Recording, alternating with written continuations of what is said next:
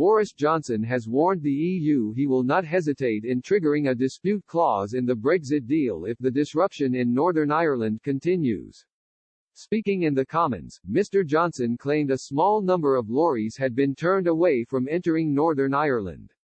Admitting there had been some disruption, the Prime Minister stated he will invoke Article 16 of the agreement if any more disruption occurs. Article 16 refers to certain safeguards which can be enforced in response to a negative effect from the agreement.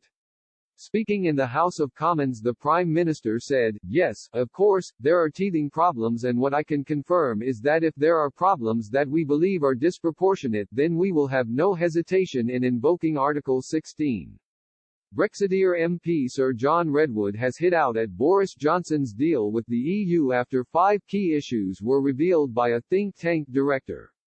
In a scathing attack on the Brexit agreement, the MP for Wokingham called on the Prime Minister to take action over the movement of goods between Northern Ireland and Britain.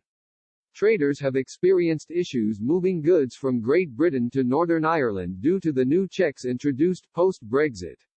He said in a tweet, "We voted to take control of our own laws, taxes, borders and trade rules for the whole UK. Let's get on with it." Sir John's concern for the state of trade between Northern Ireland and Great Britain also comes as 5 key issues concerning the trade and cooperation agreement have been highlighted. Commenting on the Brexit deal, Charles Grant, director of think tank the Centre for European Reform, warned there were still uncertainties surrounding the UK-EU relationship going forward.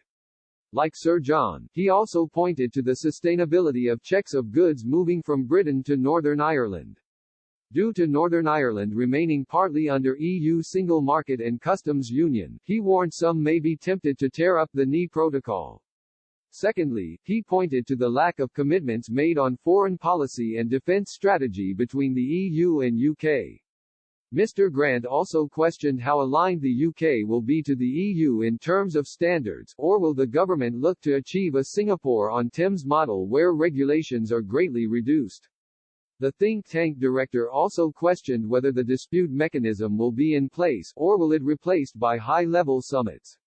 Lastly, he highlighted the future of the Tory party, and whether a future leader will take a more moderate approach to the EU to pursue a pro-business policy.